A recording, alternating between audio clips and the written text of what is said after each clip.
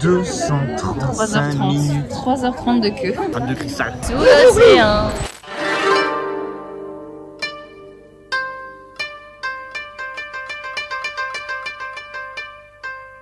Nous voici à Tokyo Disney. le parc Disneyland que l'on retrouve qu'à Tokyo, Disney Sea, parce qu'il est sur le terme des mers, des océans. Donc il y a vraiment une approche différente des Disney qu'on connaît. Et on va passer la journée au sein de cet incroyable parc avec bébé Yoda et Mickey Mouse devant. Il y a un monde de zinzin. C'est voilà. On a mis 1 heure à rentrer. On a mis 1 heure à rentrer, sachant qu'on était là à l'ouverture. Il y a déjà 3 heures d'attente sur les attractions. Voilà. Complicado, et on est un mardi en pleine semaine, ce qui vous laisse un petit peu un ordre d'idée sur ce que ça peut donner un week-end. On va essayer de profiter au max du parc qui est décoré sur le thème d'Halloween. Donc il y a quand même une petite ambiance, de la déco particulière. Et on vous fait découvrir ça ensemble pendant toute la journée. Regardez, là on arrive au côté Venise. En fait c'est ça, c'est qu'il y a 7 ports je crois, pour symboliser les mers. Et donc à chaque fois on va arriver dans des environnements différents autour des villes célèbres. Et la particularité de ce Disney, qui est le seul à avoir ça, c'est que, regardez-moi ce volcan incroyable, c'est qu'il n'y a pas de château de princesse. Ici il n'y a pas de princesse, on s'en fout. Pas de princesse, pas de blabla. Pas de blabla, pas de nanani nanana. On veut juste de la destruction, avec un beau volcan qui crache de la fumée de temps en temps. Un petit aperçu voilà, du monde et de l'environnement qu'on arrive sur la place principale. Regardez, on a même les gondoliers et tout. Et au milieu, on retrouve vraiment toute cette étendue d'eau avec tout le parc qui est autour de ça en fait, et du volcan. Et ouais, donc si vous allez dans le parc, vous avez une application pour suivre un peu le temps d'attente, avoir la map pour vous diriger, les restaurants, les boutiques et tout. Voilà, il y a un temps de on a envie de se foutre en l'air. Je sais pas, les gens ils travaillent pas, on est un mardi, mais allez bosser, nom de Dieu! Regardez, là on a l'attraction Soaring. Ça va 2 ans, paf, paf, paf, paf, paf, paf, paf, paf, paf. Allez, on est déjà à 2 heures. C'est effarant. Je suis choqué. Pour vous donner un ordre d'idée, je viens de regarder. Le parc accueille chaque année 10 millions de visiteurs. Ce qui fait 1/3 de tous les touristes qui viennent au Japon. Les 10 millions sont là aujourd'hui en ce moment en fait. Ah, mais 1/3, c'est-à-dire qu'une personne sur 3 qui viendra au Japon ira à Disney Sea. C'est énorme. Ce qui fait que voilà, on est à 10 heures et il y a déjà 3 heures de queue sur la moitié des attractions. Donc au mieux, vous êtes là, vous dites ok, putain, je vais aller à Tokyo, je vais profiter. On va faire 3 attractions à la journée, putain, c'est banger. C'est fou de se dire ça, hein. Ouais, Traverser le globe, se dire putain, on va se faire plaisir, on va s'offrir Disney, machin, bidule. Faire 3 attractions. Vous allez à la fête foraine du coin, 3 attractions, vous les faites en 10 minutes. Et même, il n'y a même pas de question de fast-pass ou quoi, là, c'est en mode classique. Hein. C'est voilà, on subit. Et on voulait aussi prendre ils appellent ça un step bypass pour aller dans le nouveau la nouvelle extension de Fantasy. Et en fait, il y en avait finito bipo. Et en fait, tu peux les avoir uniquement quand tu rentres dans le parc. Ouais, comme on est rentré dans le parc au bout d'1 heure, du coup, vu qu'il y avait trop de queue. Et comme le Nintendo World. coup, donc en gros, si on résume tout ça, si vous allez à Tokyo Disney Sea lors de votre voyage et que vous voulez vraiment y aller, c'est très simple, venez à 5 h du matin faire la queue. Et c'est même pas une blague. Hein. Comme ça, vous pourrez profiter. C'est le seul conseil que je vous donne pour vraiment pas regretter d'avoir payé tout. Vous êtes dès le départ, vous tracez vers la première attraction, vous préservez Fantasy Spring et vous pourrez profiter au moins tout petit peu plus que les autres. Parce que sinon, overkill. Et pour les tarifs, on est sur environ 50 à 65 €. Ouais, bien moins cher qu'en France, heureusement, parce que sinon, on pleurerait encore plus. On arrive dans le cœur du volcan.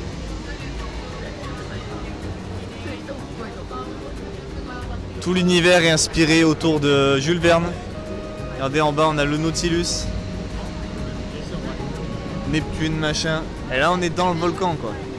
Regardez le souci du décor, on a l'impression que c'est la lave qui coule, qui s'est durcie. Et les filets en mode de protection parce que la lave peut nous surgir dessus à tout moment. Ça, c'est vraiment sympa, quoi.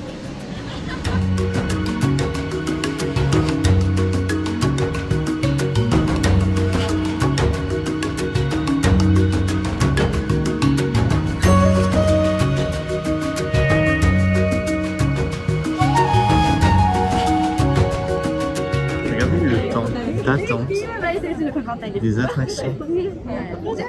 235 minutes. 3h30 de queue. Et vous vous rendez compte la folie? 200. 200. Mais c'est n'importe quoi là à ce niveau-là. Ça n'a même plus aucun sens en fait.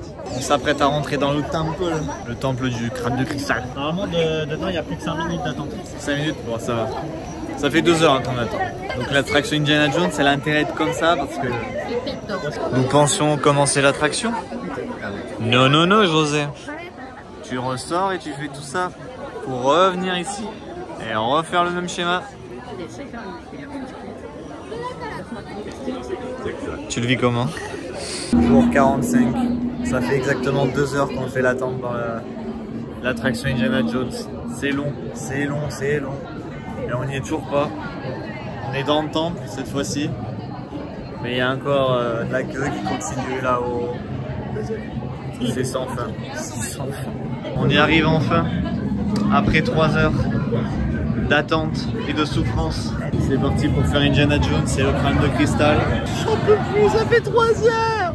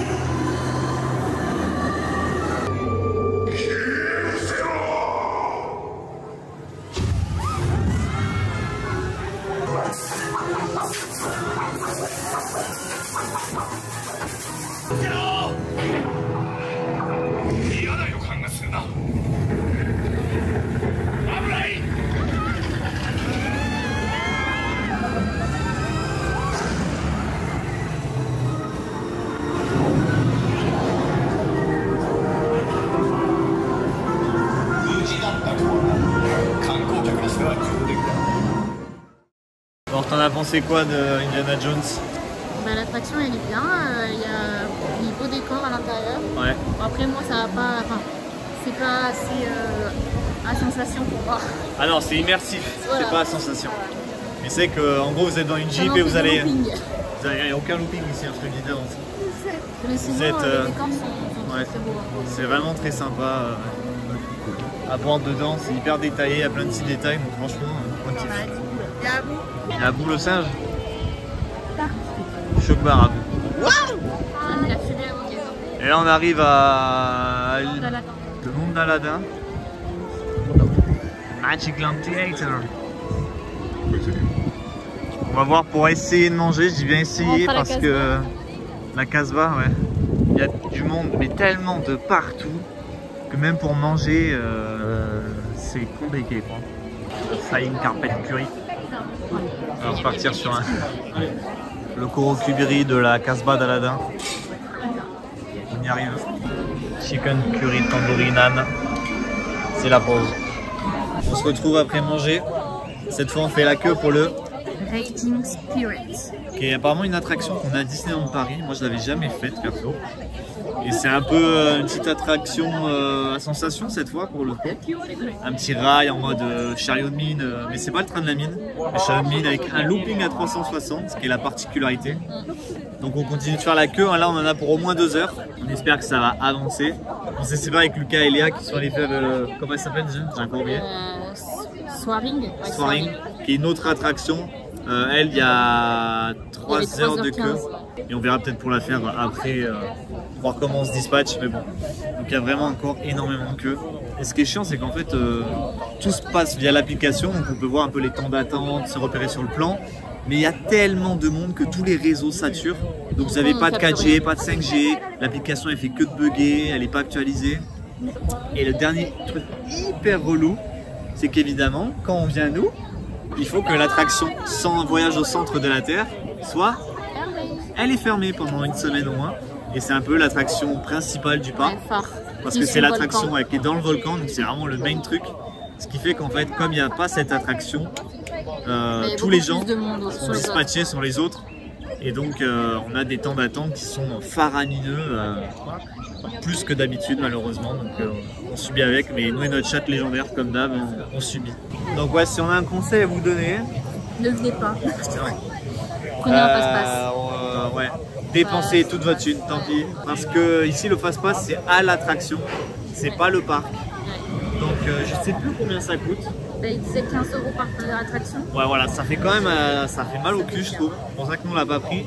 Parce que 15 € par tête par attraction juste pour une seule fois, ça fait vite monter le billet. Mais si vous n'avez qu'une journée sur un Tokyo Disneyland, faut essayer d'optimiser parce que là on passe notre vie dans la queue et il est déjà 16 h passées et pour le moment on n'a fait qu'une attraction. C'est assez fou de se dire ça. Donc voilà, on subit avec le sourire. C'est faux, j'ai envie de chialer.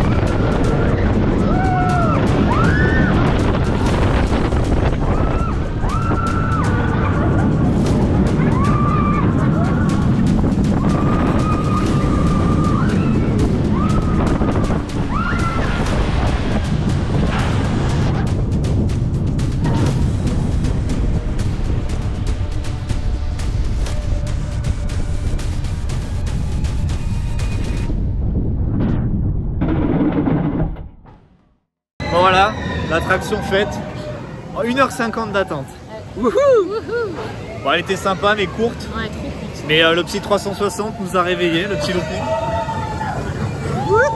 C'était cool. C'est pas un peu dispensable mais elle est sympa à faire. Puis je pense que c'est une des rares à donner un peu de sensation ici. Et elle donne une vue sur tout le parc, même si c'est très court. Ouais, donc c'est notable, c'est sympa. Et vous voyez la petite particularité, comme c'est Disney Sea et que tout le thème c'est l'eau, et ben vous pouvez vous promener dans le parc avec des bateaux navettes, comme on voit juste ici. Et en fait c'est des taxis hein, tout simplement, ce que vous avez d'un point A à un point B. Et vous pouvez faire vraiment tout le tour du parc en naviguant.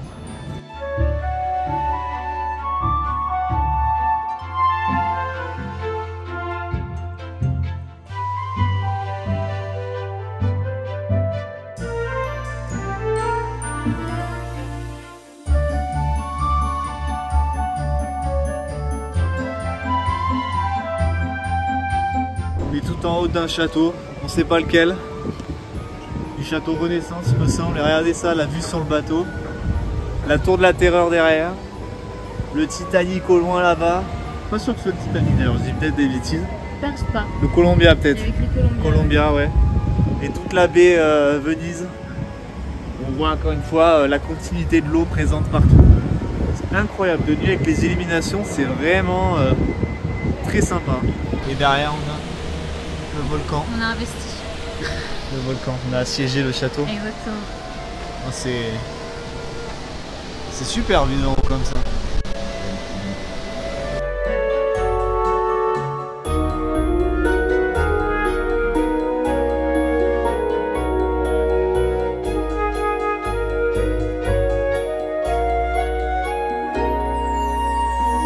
On est dans un planétarium. Regardez, la petite a fait tourner les engrenages des planètes. C'est incroyable avec les constellations au plafond. Et on a sur les murs en fait des schémas, je suppose, des alignements des planètes à l'époque, la réflexion autour de comprendre l'espace. C'est super. Alors là, si vous vous demandez pourquoi tous ces gens sont assis par terre à faire on sait pas quoi, c'est qu'ils sont en train d'attendre la parade de ce soir qui aura lieu sur l'eau. Où il va y avoir des bateaux lumineux qui vont défiler avec un spectacle, de la musique. Ce qui change des parades classiques qu'on peut avoir dans les autres Disney. Et justement, bah là, 2 heures avant, ils se préparent déjà les gens. Donc je pense qu'il va y avoir, vous voyez là aussi, il va y avoir un monde phénoménal encore pendant ce truc. Regardez l'entrée de l'attraction de Toy Story Mania. T'as brille de 1000 feux. Je sais pas si on la voit bien, on voit la caméra. Si, on voit, franchement, c'est pas mal.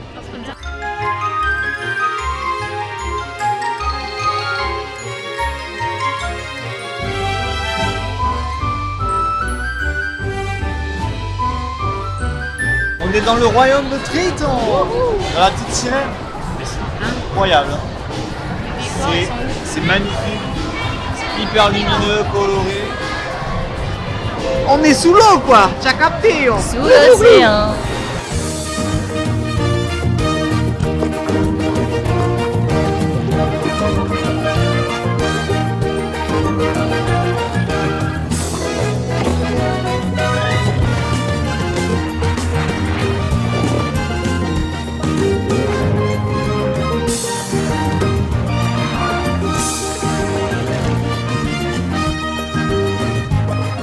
On se retrouve juste avant la parade qui va commencer dans quelques minutes. La parade, les bateaux vont tourner sur l'eau. Donc on va regarder ça, ça va être très sympa avec petit feu d'artifice à la fin. Par contre il y a un monde de fou donc c'est dur de trouver des bonnes places pour avoir une vue intéressante, mais on va voir ce que ça donne sur le côté. On n'est pas trop mal normalement. Enjoy.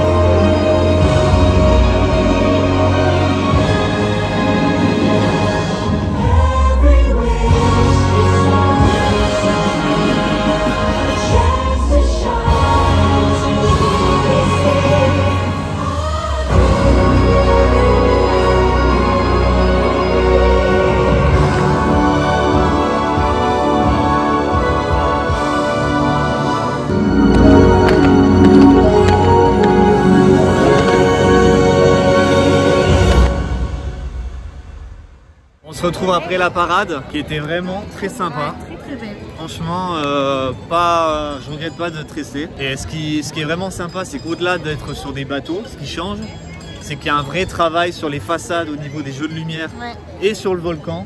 Ce qui fait qu'en fait, il y a un vrai tableau bien plus complet qu'on pourrait avoir sur des parades classiques type Carnaval ou à Disneyland Paris. Donc franchement, je vous conseille de venir voir parce que c'était vraiment super. Les petits feux, les petites projections de lumière, les petits bateaux. Non, vraiment très très bien. Juste ce qui nous fait drôle, c'est que toutes les musiques sont en japonais. Bon, c'est logique, hein, mais du coup, forcément, tu es là à chanter et en même temps, tu te dis, c'est pas les paroles que je connais.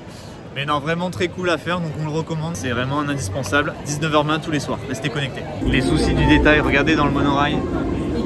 C'est des petites poignées Mickey. Et même les fenêtres, c'est des Mickey. Bon, fin du Tokyo Disney Sea pour aujourd'hui. On rentre. C'était une belle journée. On a essayé de profiter au maximum malgré le monde et l'affluence assez folle. Donc ça, c'est vraiment le truc à retenir, c'est si vous venez, soit prenez des multipasses pour tout simplement accéder rapidement aux attractions. Mais les multipasses se payent par attraction et pas pour tout le parc. Et sinon, ce qu'il y a à retenir, c'est que vraiment l'ambiance du parc, elle est géniale. Les décors, c'est pas pour rien que certains disent que c'est le meilleur Disney. Au niveau décor, je pense que ouais, il y a vraiment une immersion très cool, une diversité et une différenciation par rapport à tous les autres parcs Disney où vraiment il n'y a pas le château, il n'y a pas ce côté princesse. Voilà, là c'est un peu plus brut, plus sale et en même temps il y a des endroits très jolis comme le Mont d'Ariel, etc. Donc vraiment, on vous recommande.